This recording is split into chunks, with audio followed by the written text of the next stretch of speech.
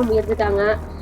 அது மட்டும் தண்ணி வசதி எல்லா இதுவுமே கட்டணமே வந்து அதிகரிச்சுட்டாங்க. இப்ப பாலுடைய விலை கூட ஏத்திட்டாங்க. 1000 ரூபாய் காசு கொடுத்து என்னத்துக்கு ஆகுது? என்ன பண்ண முடியும்? அந்த 1000 ரூபாய் வச்சுட்டு ஒண்ணுமே பண்ண முடியாத சூழ்நிலைக்கு இருக்கும்.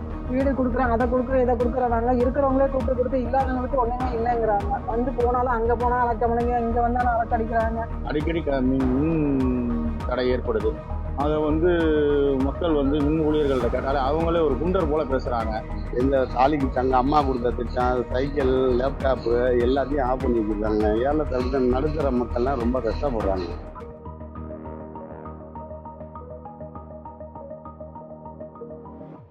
தமிழகத்தில் 2026 அண்ணா எடப்பாடி ஆட்சிய மக்கள் எல்லாமே விரும்புறாங்க. காரணம் என்னன்னு கேட்டா, பொய்யான வாக்குறுதியை கொடுத்து ஸ்டாலின் ரொம்ப மோசடி பண்ணிட்டாப்புல. ஃப்ரீ திட்டம் சொல்லி எல்லாத்தையும் ஏமாத்திட்டாப்புல. மக்கள் இப்ப 2026 அண்ணன் எடப்பாடி ஆட்சி தான் அமைச்சா நல்லா இருக்கும், ரொம்ப அவரோட எதிர்பார்த்துட்டு இருக்கோம். விரைவில் அண்ணன் ஆட்சி அமைப்பாரு நாங்க நம்பிக்கையோட இருக்கோம். அப்ப அண்ணன் ஆட்சி அமைச்சாரா பல திட்டங்கள் எல்லாம் வரும்.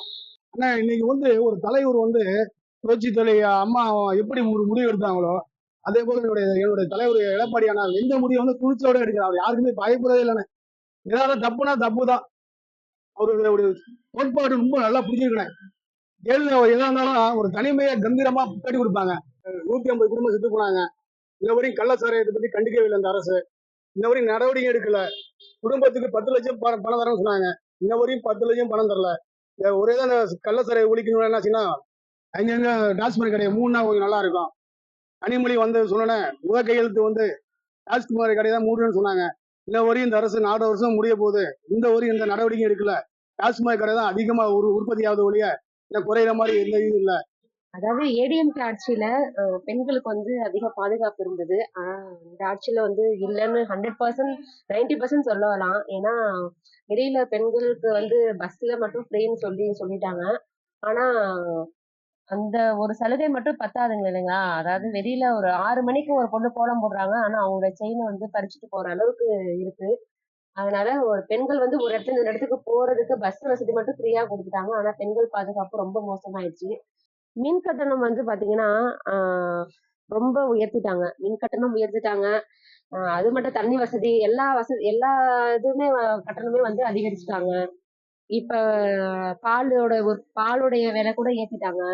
ஸோ எல்லாருடைய கட்டணமுமே இப்ப இந்த ஆட்சியில பாத்தீங்கன்னா அதிகமாயிடுச்சு அப்படின்னு தான் சொல்ல முடியும். பாத்தீங்கன்னா வன்கொடுமைகள் ஜாஸ்தியா இருக்கு. கொள்ளை ஜாஸ்தியா இருக்கு. நியூஸ் ஓபன் பண்ணாலே பாத்தீங்கன்னா இங்க அது கொள்ளை இது கொள்ளைன்னு சொல்லிட்டு ஒரே வன்கொடுமைகள் தான் ரொம்ப அதிகமா இருக்கு. ஸோ அது காவல்துறை கொஞ்சம் அவங்க இந்த ஆட்சியில கொஞ்சம் இதா செயல்படுறாங்கன்னு தெரியுது. போன விட 2011, 2016 எடப்பாடியார் ஆட்சியில மருத்துவக் கல்லூரி தமிழ்நாட்டில் நிறையா 10 மருத்துவக் கல்லூரி தொடங்கினாங்க. இந்த முறை ஒரு மருத்துவக் கல்லூரி கூட தமிழக அரசு தொடங்கல. பாலியல் பிரச்சனை தினந்தோறும் நடந்துகிட்டே இருக்கு. பேப்பரு, டிவி பார்த்தோம்னா டெய்லி இது மாதிரி கொலை, பாலியல் இது மாதிரி பிரச்சனை வளர்ந்துகிட்டே இருக்கு. விலைவாசி இருக்க ஏறிக்கிட்டே இருக்கு. இது மாதிரி தொடர்ந்து மக்களுக்கு ஒரு எந்த ஒரு நல்ல திட்டமும் வரவே இல்லை. ரோடு வசதி, தண்ணி வசதிலாம் ரொம்ப இருக்க ரொம்ப குறைவா இருக்கு. அதனால கண்டிப்பா தமிழ்நாட்டில் ஆட்சி மாற்றம் ஏற்படணும். இன்னும் எடப்பாடியார் ஆட்சி அமையணும். அதான் மக்கள் எங்களுடைய கருத்து. இந்த தொகுதி எம்எல்ஏ அவங்க கட்சி அமைச்சர்கிட்டே ஒரு நல்ல ஒரு ஈடுபாடு இல்லை. அதான் ஒரு உண்டு வேலை உண்டு அப்படின்னு தான் இருக்காரு. என்னன்னா லால்குடியில போதை பொருள் அதிக விற்பனை ஆயிட்டு பையனெல்லாம் ஸ்கூல் பையனெல்லாம் ரொம்ப இதாகிட்டு இருக்காங்க. இது சட்டம் ஒன்றும் சரியில்லை. லால்குடி எம்எல்ஏ எங்க இருக்கிறாருன்னே தெரியல. புல்லாம்பல்ல இருக்கிறாரா, அமெரிக்கா போயிட்டாருங்க தெரியல. அம்மா ஆட்சி இருக்கிற வரைக்கும் எல்லாம் நல்ல முறையா நடந்துச்சு. அதுக்கப்புறம் எடப்பாடி வந்ததுக்கு அப்புறம் அது எந்த குறையும் இல்லாம நல்லபடியா நடந்துச்சு. என்ன பால் விலை ஏறிடுச்சு, அரிசி விலை ஏறிடுச்சு, நடுத்தர மக்கள்லாம் எப்படி வாழ்றது, என்ன செய்யறது? அம்மா இருக்கிற வரைக்கும் தங்கம் கொடுத்தாங்க, தாலிக்கு டெலிவரிக்கு பணம் கொடுத்துட்டு இருந்தாங்க, பிள்ளைங்களுக்கு சகலையும் செஞ்சாங்க. படிச்ச மாணவர்களுக்கு வேலை இல்லாம ஒண்ணும் இல்லாம ரொம்ப திண்டாட்டமா அவங்க அதுவே மனநல பாதிச்சு தண்ணி அடிக்க போறேன்ட்டு போறாங்க. கேட்டா எனக்கு வேலையெல்லாம் நான் என்ன செய்யறதுன்னு கேக்குறாங்க. இதெல்லாம் ரொம்ப கஷ்டமா இருக்கு பாக்குறதுக்கு கேட்கறதுக்கு. பிள்ளைங்களுக்கு சைக்கிள் கொடுத்தாங்க, அதுவும் கட் ஆயிடுச்சு. கணவன் இறந்தா பணம் கொடுத்துட்டு இருந்தாங்க, அதுவும் கட் ஆயிடுச்சு. என்னன்னா அவங்க பண்ணுவாங்கன்னு இன்னும் தெரியல. இதுக்கு மேலேயே அவங்க என்ன பண்ண போறாங்கங்கிறது எங்களுக்கு புரியல. இந்த ஆட்சி என்னைக்கு மாறும்னு எங்களுக்கு தெரியல. எங்களுக்கு எல்லாம் என்னைக்கு விடுவாங்கன்னு தெரியல. 1000 ரூபாய் காசு கொடுத்து என்னத்துக்கு ஆகுது? என்ன பண்ண முடியும்? இந்த 1000 ரூபாய் வச்சுட்டு ஒண்ணுமே பண்ண முடியாத சூழ்நிலைக்கு இருக்கும். இன்னும் இதெல்லாம் எவ்வளவு நாள் தொடருங்கிறது தெரியல. ரொம்ப கொடுமையா இருக்கு ஒவ்வொரு நேரமும். வீடு குடுக்குறாங்க, அதை குடுக்குறோம், இதை குடுக்குறாங்க. இருக்கிறவங்களே கூப்பிட்டு கொடுத்து இல்லாதவங்களுக்கு ஒண்ணுமே இல்லைங்கிறாங்க. வந்து போனாலும் அங்க போனா அலக்கமலைங்க, இங்க வந்தாலும் அலக்கடிக்கிறாங்க. எங்க போனாலும் அதை கொண்டு வா, இதை கொண்டு வா. நாங்க என்ன வச்சிருக்கோம் கொண்டு போய் கொடுக்கறதுக்கு? நியாயமா ஒரு பேப்பரை கொண்டு கொடுத்தாலும் அது சர்வசாதாரணமா அந்த பேப்பர்லாம் தூக்கி போட்டுறாங்க. திருப்பி கேட்டாக்கா நீங்க இன்னொரு வாட்டி முறையா கொண்டு வந்து கொடுங்க. நாங்க திருப்பி திருப்பி எதை வச்சு நாங்க ஞாபகம் வச்சுட்டே இருக்க முடியுமா கொடுத்த பேப்பருக்கலாம்? அதுவும் பிரயோஜனம் இல்லாம போகுது. ஒரு ஃப்ரீன்றதை கொடுத்து மக்களை ரொம்ப கொடுமை பண்றாங்க. இந்த ஆட்சி என்னைக்கு மாறும்ன்றது தெரியல. இந்த ஆட்சி மாறினாக்கா நாங்களாம் நல்லா இருப்போம்னு நினைக்கிறோம். இங்க இருந்து போனீங்கன்னா வந்து திருவரம்பூருக்கு வந்து 6 கிலோமீட்டர் தான். நாங்க சுத்தி போனா 35 கிலோமீட்டர் போகணும். ஏதாவது ஒண்ணுன்னா ஒரு பிரசவம் ஏதாவது ஒண்ணு போகணும்னா சுத்தி போக வேண்டியதா இருக்கு. இது எங்களுக்கு இந்த ஒரு சாலை வரியை போட்டு கொடுத்தீங்கன்னா எங்களுக்கு வந்து ஒரு வசதியா இருக்கும். போட்டு கொடுக்குறேன்னு ஏற்கனவே நீங்க அட்மிஷன் எல்லாம் இப்ப இதெல்லாம் போட்டீங்களா? அதை போட்டு நீங்க வந்து எதுவுமே இன்ன வரைக்கும் தீர்வு காணல. போன ஆட்சியில வந்து ஒரு எடப்பாடி இது 70 பண்ணாரு. இந்த இதுல வந்து நிறைவேற்றல. இதுக்கு மேலேயும் வந்து அங்க இருந்து நடந்து போறாங்க வராங்க, ஒத்த வழி பாதை மாதிரி இருக்குது. பொம்பளைங்களுக்கும் ஆம்பளைங்களுக்கும் பாதுகாப்பு இல்லை, வழிப்பறி கொள்ளையா இருக்குது. ரெண்டாவது வந்து இன்னொன்னு கேட்டுக்கிட்டீங்கன்னா, தார் ரோடு போடுறாங்க, மேலாவில போடுறாங்க, சும்மா லேசா. முன்ன போட்ட தார் ரோடு பூரா ஸ்ட்ராங்கா இருக்கும். 5 வருஷம் 5 வருஷம் 10 வருஷத்துக்கு இருக்கு. ரெண்டாவது வந்து இப்போ வந்து 1 வருஷத்துலயே எடுத்துக்குது. சிமெண்ட் ரோடு 3 மாசத்துலயே எடுத்துக்குது இப்போ போட்ட சிமெண்ட் ரோடு.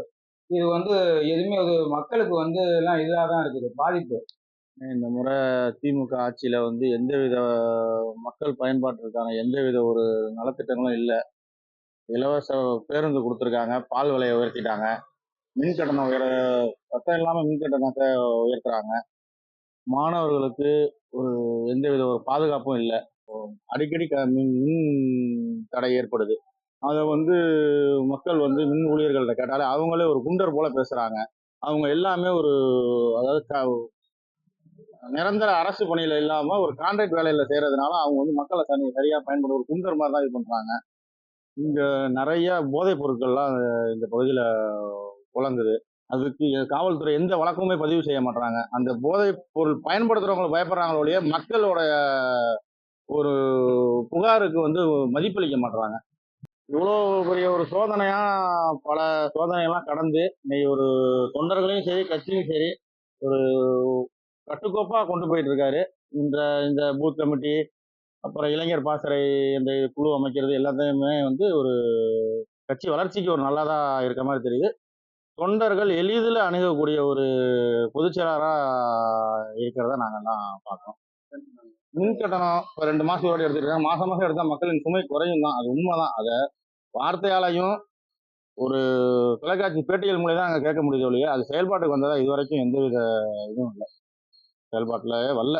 அவங்க சொல்றது எல்லாம் விடியா திமுக அரசு எப்படி சொல்லி நடந்துகிட்டு இருக்கோ அதே மாதிரி தான் அவங்க செயல்பாடுகளும் இருக்கு. அடுத்த ஆட்சி எடப்பாடி வந்தா நல்லா இருக்குங்க.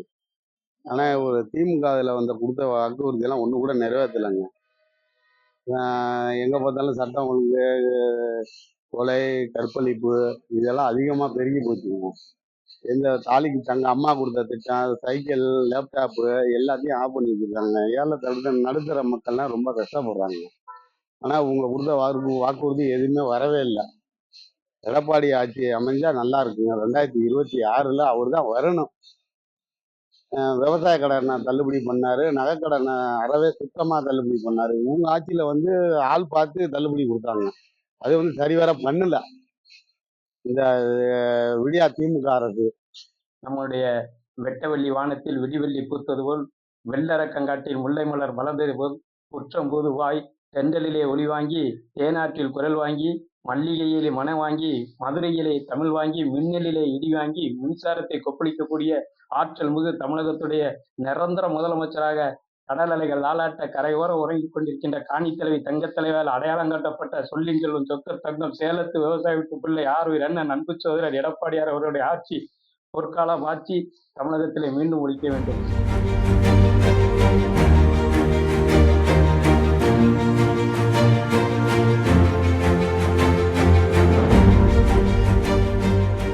அரசியல்ல உண்மையா என்னதான் நடக்குது தெரிஞ்சுக்க நாளை நமதே சேனலை சப்ஸ்கிரைப் பண்ணுங்க.